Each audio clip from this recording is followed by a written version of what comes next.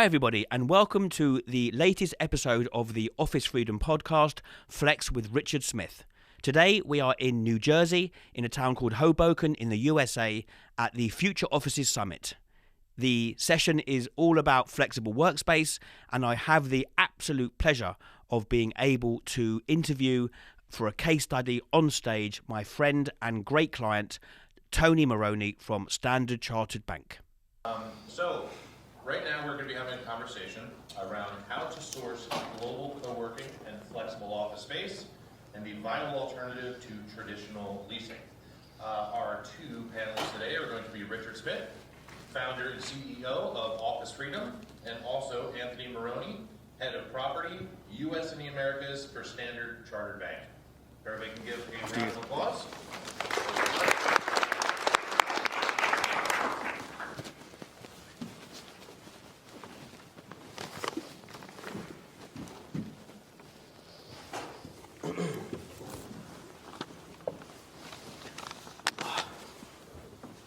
Good morning, everybody. It's a pleasure to be here today in a face-to-face environment, which we haven't done too many of recently. Before we get going, I just want to say we're talking about co-working and flex space. Obviously, with the situation with Ukraine, there are some co-working spaces around Europe that have mobilized to support those displaced in Ukraine. So if there's anyone that wants more information on that, please let me know afterwards and I would happily connect you. But our thoughts are obviously with what's going on there. We hope it ends as quickly as possible. So, thank you very much for the introduction. Like he said, I'm Richard Smith from Office Freedom, and my buddy and client, Tony Marroney from Standard Chartered Bank. I'll let Tony do his own intro, but I just want to warn you that in a previous life he was a litigator and a prosecutor, so I do recommend we are all on our best behaviour. And if anybody wants to give any feedback to each other on the choir in French, Italian or Spanish, be careful because Tony will understand you. Yeah, thank you, Richard. I'm a recovering attorney, so as I like to say, but I've enjoyed my time in the corporate real estate team. I've been with Standard Chartered for 6 years now, worked in many different markets. I've been with the corporate real estate team since 2020, after a stint as Chief of Staff to General Counsel. The opportunity and privilege to work with Richard and really look at the flex market quite differently has been a huge gift. Standard Chartered has a global footprint, so we operate in nearly 70 markets. We have almost 100,000 staff. We have complex business operations from both local branches. We're a FTSE 100, Fortune 500 company, so a blue chip firm, and we have quite large in-house real estate presence, but one of the great benefits is looking outside of that as the world continues to expand and grow. So we're grateful for Richard's partnership in Office Freedom. And vice versa. Very grateful for working with you. I just want to touch on what I call a bit of an identity crisis in the flexible workspace co-working industry. It's one of the problems I think that's held it back is that it's never quite known what to call itself. In the UK, it's called serviced offices. In the US, it used to be called executive suites. In Europe and Asia, it's known as business centres. Co-working is obviously a big word in the industry, which originally, co-working was, imagine you're all in this room, working, and you don't know each other, but you're kind of next to each other. So that was the original definition of co-working. But now it's become a lot more generic as a description for the flexible workspace industry. So one thing that does bother me the most about the industry that I've been in for nearly 30 years now is the phrase shared space. This really bothers me because it's confusing. The space isn't shared at all. It's private, dedicated office space where you actually work. As you can see some examples here. These are dedicated meeting rooms within flexible office space. And what is shared and quite incredible, and one of the reasons that the industry has really accelerated, is the amazing communal spaces you can get in some of these properties.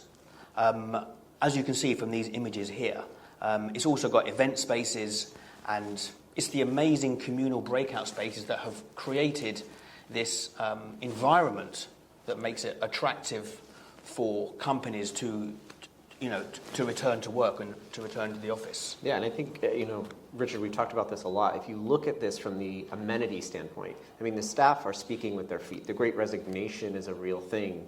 People are demanding amenity when they come back to the office or to be enticed back to the office. And if you look at building that out dedicated, the cost is just prohibitive.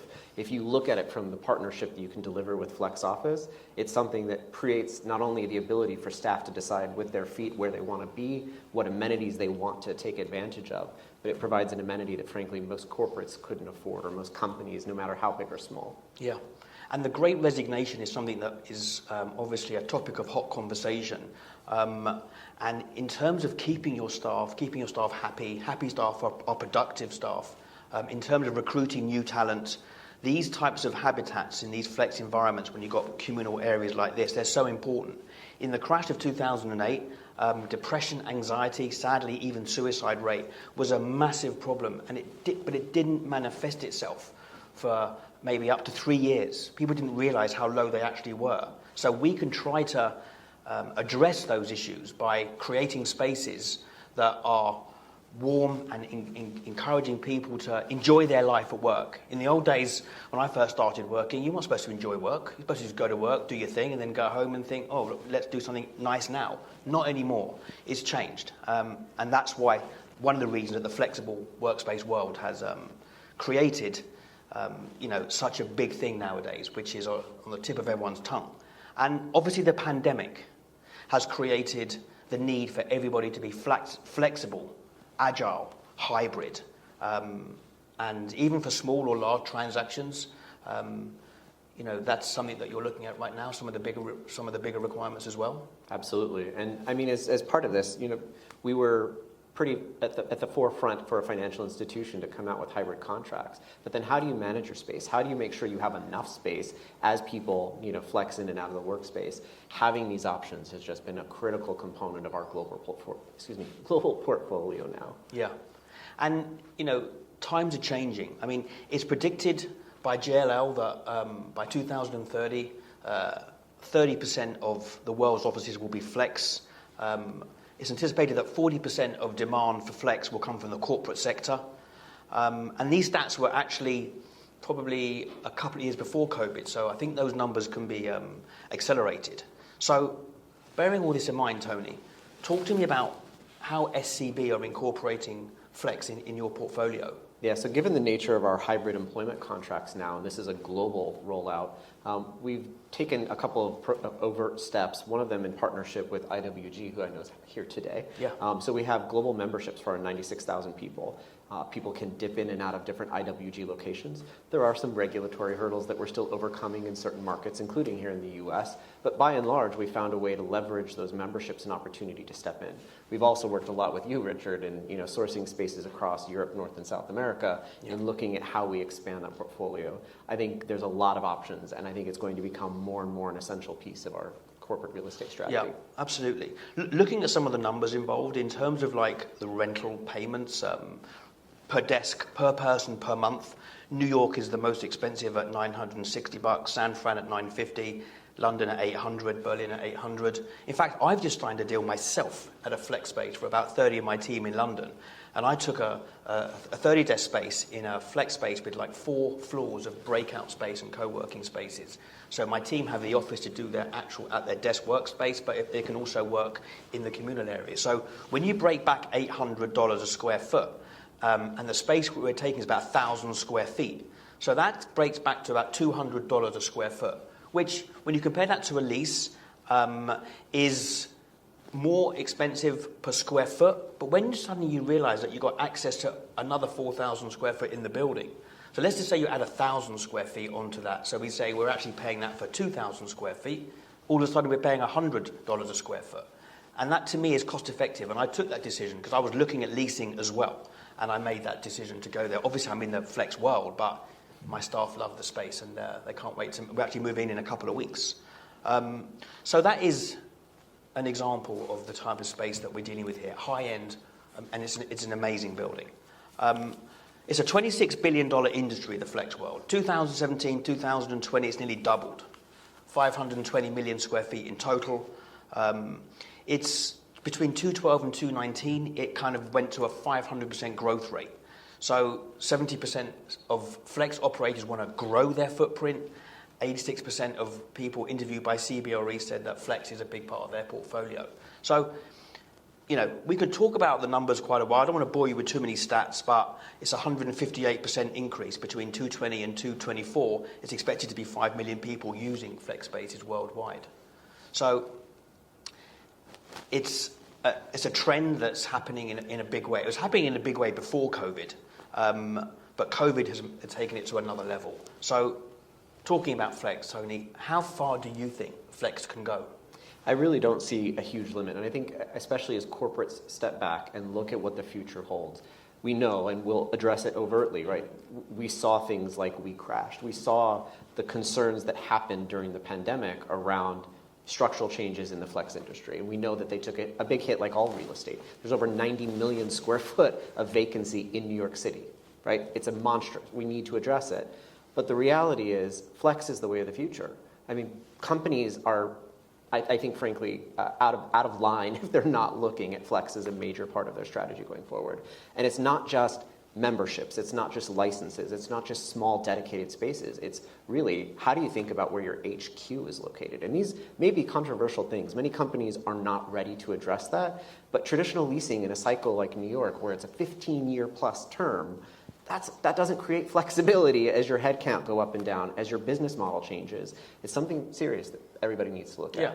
I mean, traditionally, people have looked at co-working and flex space as a temporary solution until they're ready for their main space. But my argument is that I don't see why you couldn't take flex now as your main spaces, because the inventory has increased massively, the size of inventory is increased enormously, and even if you wanted 200, 500, 1,000 desks, if the existing inventory isn't there, guys, we can create that inventory by having any number of the flex co-working companies that we work with go and take the lease themselves. They will sign the traditional lease themselves, take on those onerous obligations, and then do like a flex managed deal back to the client, all incorporated, including fit out, build out, completely customized.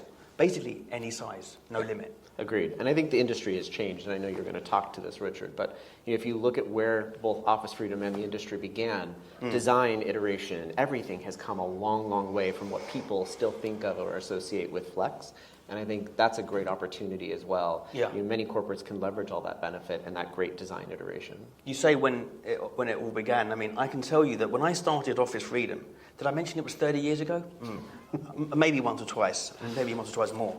But there was no such thing as the internet, no such thing as email, no such thing as Google. We used to generate leads from the Yellow Pages.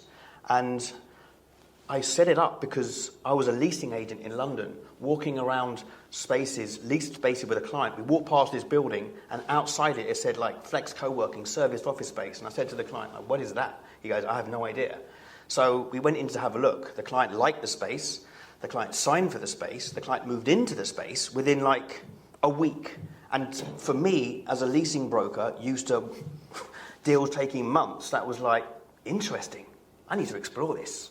And that was my eureka moment in London when I realized that there was no such thing as a tenant rep brokerage that was looking after the interests of clients that needed serviced offices and flex space. And then I went to New York in 2020, and it was a moment, actually 2010, I apologize, 2010, and I knocked on the door of the first New York operator. I said, hi, it's Richard Smith from SOS.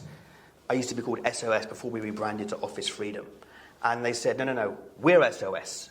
And I said, I'm SOS, I come to see you. You go, anyway, we had an argument on who was SOS. Anyway, we're both SOS because they were called Select Office Suites. Anyway, it's like a crazy moment. But I realized at that moment that the American market was ripe for me to open Office Freedom over there too, because when I was doing deals in the 80s on 25-year leases, yes, in the UK we did deals with 25-year leases with 5-yearly upward-only rent reviews. Don't even go there, but that was the norm for decades. When I was doing deal with American clients in those days, they all said, no, 2-year, 3-year commitment max. I went, sorry, the landlord wants 20. And the guy, my client, Tony Marroney, our legend from Whirlpool, walked from the deal. But I realized then that flex was always going to be massive here because it's in the US DNA not to have a long-term commitment. Yeah, and I think people often mistake Richard's accent and don't think that he's done a tremendous amount of work in the U.S. I can assure you he has years and years of experience in doing that. It's true. I've gone to so many events, and when I'm speaking to clients, I say I do a lot of work in the US, UK, Europe, Middle East, Africa. It's so much in the US, and after 3 days, they say to me, "Don't worry, I'll look you up when I'm looking in London." I'm like, "Great, do that, please, but also in the United States of America, please, because this is a place that I spend a lot of time in." So. We went global in 2010. We now list 15,000 locations, 150 countries, 1,000 cities, urban and suburban locations, i.e. hub and spoke, which has become so popular in COVID. But it wasn't always so easy. So in the early 90s, when you first set up shop, talk about some of the challenges of what Flex looked like, because I think I alluded to some of the design challenges and other pieces of it. But yeah. Well, look, here we have Steve Carell outside the office there, as we can see, and it's not the most attractive-looking building. And, a lot of the buildings look like that. A lot of the offices look like that. A lot of people gave me their hand, and I did literally feel like I was pushing a massive rock up a hill. And real estate brokers didn't take it seriously. Traditional landlords didn't take it seriously. Large corporations definitely didn't. And to be honest, I kind of understood it. It wasn't necessarily fit for purpose at that time, and it took time for the industry to develop. Yeah, and I mean, if you look at some of the high-level statistics and some of the market cap of some of these companies now, it's really impressive. So, I mean, what were the early day kind of innovation pieces that you saw and witnessed in the 30 years you've been in Office Freedom? Well, 1966 was a big year. England won the World Cup, right? So that's the most important thing as far as I was concerned at the time. But I wasn't born, I was -2. But a guy called Paul Fegan set up the first ever executive suite, flex space, called Barrister. They now have over 20 locations in Southern California. Servcorp have a global footprint. Mark Dixon created Regus in 1989. And what they've done is nothing short of incredible. They have 3,300 locations, 1,000 cities, 120 countries, market cap of at the moment of about 3.4 billion. And obviously, we'll talk more about them shortly. But Premier Workspaces is an interesting one. Actually, let me not skip 1993. Did I mention that Office Freedom was created as the world's first flex space broker in 1993? Okay, well, if I didn't, there you go. 2002, Premier Workspaces. They've got over 90 locations across the US. The Bascom Group, a real estate company, were the first in those days, it's amazing, to actually recognize flex as a solution. And they basically work with Premier, who manage all of their portfolio. Jeff Reinstein, a buddy of mine, is the CEO and great guy. In 2003, the Office Group set up, also a couple of friends of mine, Ollie Olson and Charlie Green. And they were the first I'm a broker. They were the first provider of space to actually announce to the world that flex can be cool as well as flexible. And they created design-led spaces that were quite amazing. In 2017, Blackstone invested $500 million, actually, into that deal, and they took ownership. So, 2010, WeWork. I'm going to come back to that, but WeWork made it was a massive moment in the industry, obviously. And they also announced stateside that flex can be cool as well as flexible. Look at this. So many of the properties, you'd walk in and the ceilings were high, and there was wood and stone and just brightness. It was just a different level. Some of the executive suites of the 80s were very dated, and they really did make a point of making a big change. So Notel, 250 locations. CBRE, wow, this is a big moment for CBRE to invest 35%, $200 million for 35% of Industrious. I mean, what do you think of that? Yeah, I think that was a huge why. I mean, given the big green giant that CBRE is, for them to recognize the growth of the industry and that trajectory. So you have both Industrious and HANA, which was their own dedicated project. Yes. Product that got absorbed into Industrious, which is really fascinating. And we're seeing them open more and more locations all over the U.S., all over the world, and it's a wonderful platform. And so they bought in. It's a big statement, isn't it, of intent. The Office Group, again, I'm mentioning them because they have just announced a merger with Fora, another venture capitalist company that was set up who create incredible spaces. I was a tenant of theirs before COVID.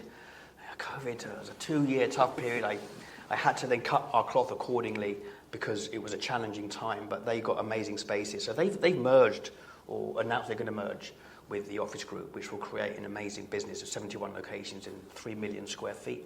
So I think the biggest moment in the industry has been money.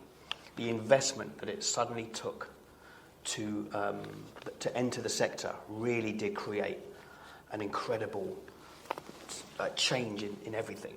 As you can see here, there's so much investment that's come into the industry, but $21 billion by WeWork. Yeah, and $21 billion is a pretty big headline. I mean, looking at that, looking at IWG and Mark Dixon's global platform, I mean, what's a little bit more to that story? Well, if you want to know the WeWork story, then you can go to Apple TV, you can go to Amazon Prime.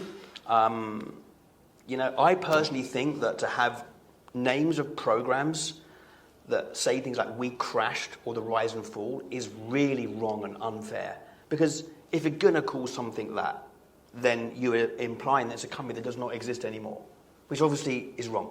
So I don't like that. But look, they need to sell ratings, and the story, it is a Hollywood story what's happened. I mean, I'll go through a couple of the bullets here. I mean, JP Morgan and Goldman Sachs and Benchmark, they invested, and within 2014 they had a $4.6 billion valuation. By the way, I'm going to be saying billion a lot in the next few minutes. I feel like the billion-dollar man. I wish I was a billion-dollar man, but maybe one day, you never know. SoftBank, $4.4 billion in 2017, giving it a $20 billion valuation. In 2018, they became the biggest tenant of offices in London. Like, what? I mean, I was there watching it happen. It was a movie. Overtook the government in terms of how much space they got in London. In 2018, they then did the same. They overtook JP Morgan with 5 million square feet in the US. In New York alone. So that's 45 million globally, 600,000 desks, 850 locations at the time. So incredible how this story was panning out. And in January 19, SoftBank put in two more billion, which totaled 10 billion, which brought it to a $47 billion valuation. And at that moment, they thought, right, let's go for IPO. But then things started to go off the rails, and they had to postpone the IPO. SoftBank took effective control with another 9.6 billion. So they had a choice to make, SoftBank. Do we let WeWork go and our $10 billion go? Or do we put in another $10 billion and therefore take effective control? And they took the decision to put in another 10 billion, bringing it to almost 21 billion. And then Adam Newman resigned from the board. Sandeep Matrani took over. But they did then go public. They actually reversed into a SPAC for a $9 billion valuation on the New York Stock Exchange. And it was amazing that happened. What were you making of it in New York as the day that the gong? Yeah, I mean, I remember the rollout of WeWork after WeWork after WeWork. I mean, it was almost like a Starbucks at some point where you could spit on a corner and hit 4 of them. I think it's interesting because, I mean, to overtly address some of the issues, WeWork gets picked on and beat up a lot. But what they delivered was an incredible platform. They overstretched, and it's obvious by some of, not only the Hollywood blockbusters that have, punished them, but I think it was a smart move, and Sandeep is a brilliant businessman. I mean, he came in and right-sized the portfolio. He managed the risk of what they were delivering and right-sized it in a way that has been absolutely phenomenal. And they're on a trajectory to just continue that growth. The pandemic hit the entire real estate industry. None of us are, surprised by that. I think this opportunity is going to be a big one for them. I think they've definitely changed their attitude. They've become a lot more cautious. Sandeep has unloaded unprofitable leases. They bought companies like a Wave company and schools, which are not core, obviously. They sold the private jet. They stopped having those annual parties. By the way, those parties looked amazing, I must say. I never went to one myself, but they looked like a lot of fun. But, 10,000 people, that's not cheap. So the excess has been replaced with caution. 2021, losses declined, revenue grew. 2022, they're predicting profit towards the end of the year. Even last week, Sandeep put in purchased 30,000 shares, which put the market cap up to just about $5 billion. Last week, WeWork announced they're putting $16.3 million into Washington, D.C. startups. So I think if you combine more sensible management and the popularity of Flex, that WeWork should survive this. Absolutely. And to be overt about it, we have WeWork within our portfolio of Flex. And it's really been something that our staff love, and it's for all the reasons they navigated the pandemic. They've come out on the other side, and I think they're going to be the stronger for it. Yeah, and we can't go past this without giving due reference and respect to what Regis, now known as IWG, have done. They started it. They put it on the map. They're still the biggest, 3,300 locations globally. They went through, obviously, they went IPO in 2000. In 2003, the US section came out of Chapter 11. They were only in it a short term. The dot-com bubble didn't help, but then they came out roaring. They bought HQ Global Workplaces. I mean, wow. I remember that deal, and it was like they were battling each other like crazy for years, and suddenly they just bought them, which does happen. Then they did the same thing in the UK. They bought MWB Business Exchange, and they became like the world's number one. Then they acquired Spaces in 2014, which is like Regis's response to the whole modernization of the industry, and to be fair to them, they've done incredibly well. That's a very cool, trendy brand. 50 million square feet in 2019, 500,000 desks. Even last week, they've just announced, Mark Dixon in MIPIM announced that he's opening up another 1,000 locations in the next 12 months.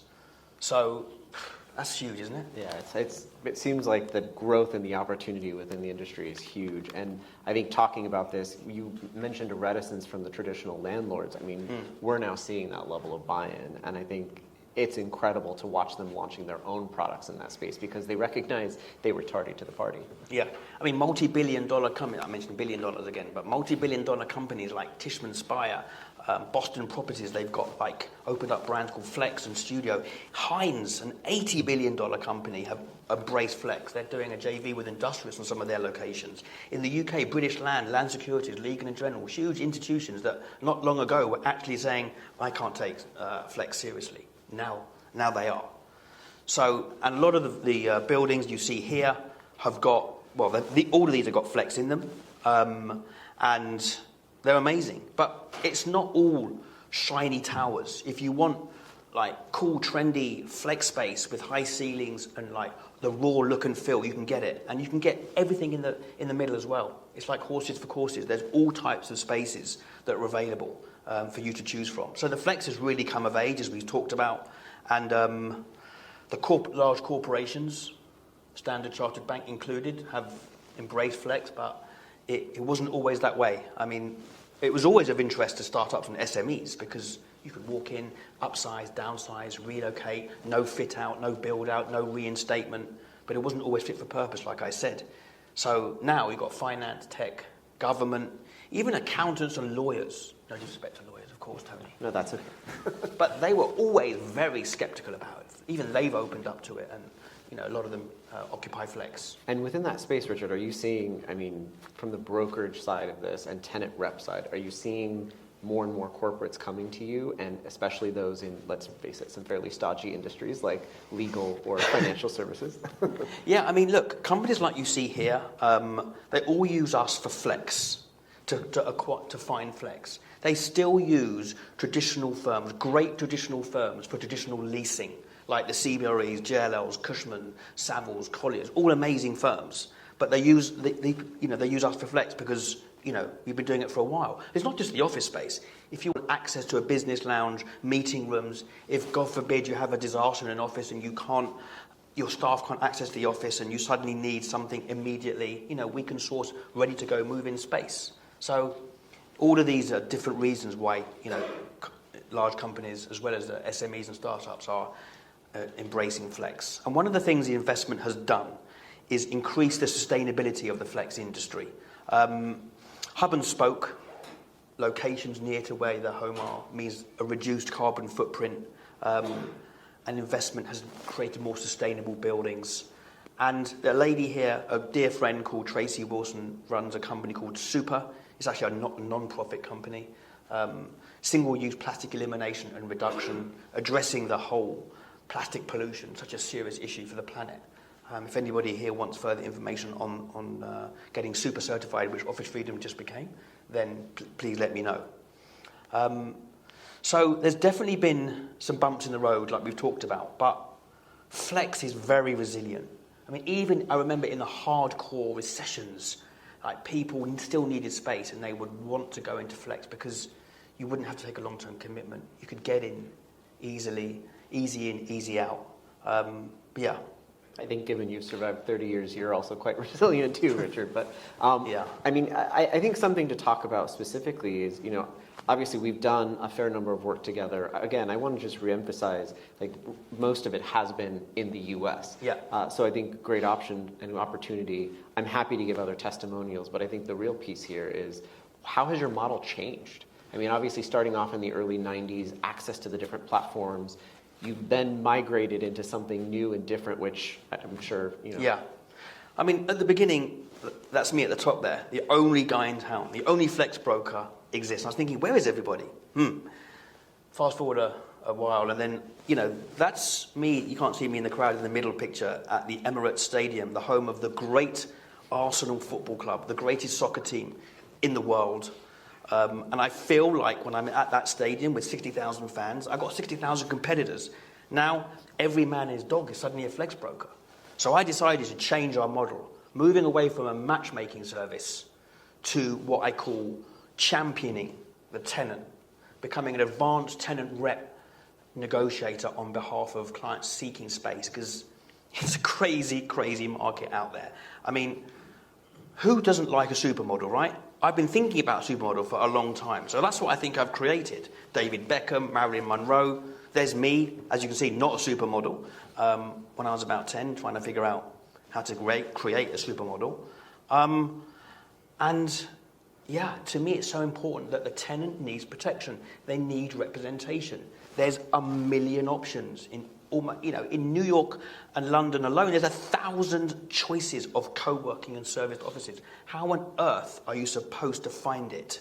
You can't. It's like trying to find a needle in a haystack. So we take your brief, understand what you're looking for, we search the market, we create a short list for properties for you to go and tour. You then decide which space you're going to go for.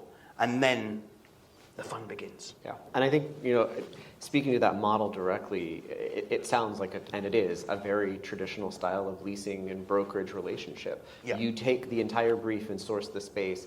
In the early days, for anybody who witnessed and experienced the joys and pleasures, you were basically put through a platform and connected to all of the different providers, and then you had to email them directly and go through the nonsense and the nightmare of trying to fight them on a space-by-space, location-by-location deal. The model now, and I have to speak to it directly, my testimonial there, I couldn't be more honest in this.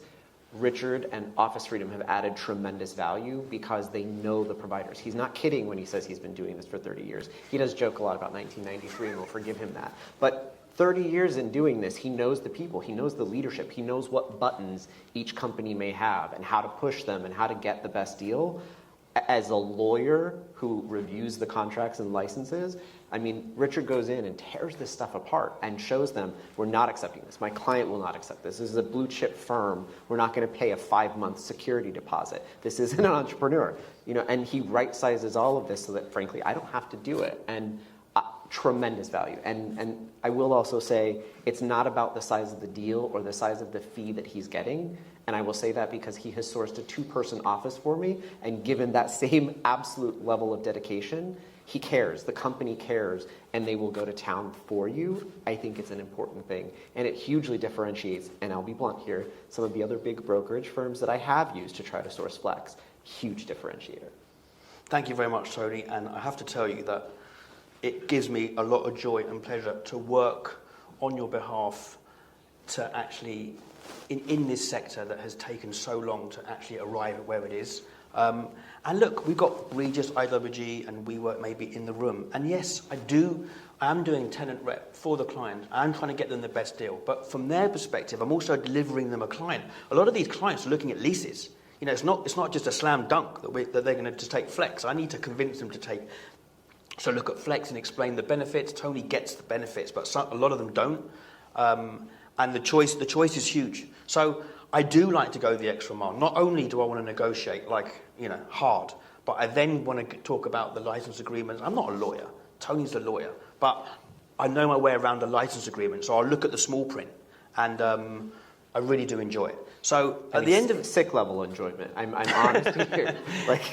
yeah, maybe but it's a little good. bit. But it's good. Yeah, you're right. You've got me. Zealous advocacy. Yeah, I can something like that. support that.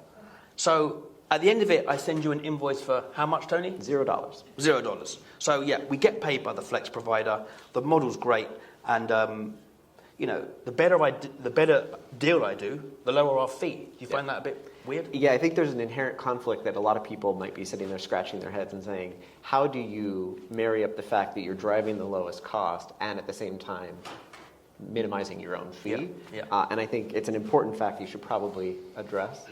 Basically, I don't care about the lower fee. What I care about is doing the right deal for the client, because that way I'm going to get clients coming back to me for a long-term relationship. That's the most important thing to me, because I've witnessed it the other way around when we were a matching service. They weren't getting much repeat business. So what difference do you make if you get a fee that's maybe, you know, a little bit higher? I'd rather get a lower fee and you being a happy client and, you know, coming on and doing events like this. Yeah. So yeah, it's an incredible industry. There's so much choice. You know, we've aggregated all of the providers under one umbrella. We do it globally. We don't need an office everywhere because we have a relationship with all the co-working companies, so I can do the deal from anywhere, from anywhere. A single point of contact. Impartiality and independence is very important to us. A lot of deals have been done. Cushman and WeWork, CBRE with Industrial. We've talked about Newmarket and Notel, IWG and Instant. With all respect to those deals, for us, I've resisted those temptations, and independence, impartiality, and being objective is very, very important. That's Bruce there, because one of my other clients at YouGov said that I'm a badass negotiator, like a rock star, so I thought I'd put it up there. It's quite good.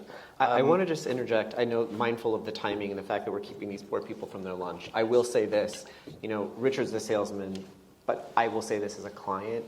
If you have a need and you're considering flexing your portfolio, genuinely reach out. The team are incredible. They've responded globally. The team will help you, and I promise, I will guarantee that they will help you. They have tremendously helped us. Yeah, and also if you've got surplus space, we've talked about helping you with surplus space as well. Am I tired? You would think that after 30 years you could be. What keeps you going, Richard? The fire in my belly is still there. Unfortunately, that six-pack's not mine. But I'm working on it. But I'm still as hungry as ever. 29 years has been an incredible experience, and it's finally our time to get into this industry and look after clients. And people say to me, Richard, you're enthusiastic. And yes, they used to laugh at me for being Larry David. And I used to hate it, but now I've embraced Larry because I love Larry, and I'm happy to be compared to Larry. Hot off the press, Currys just took...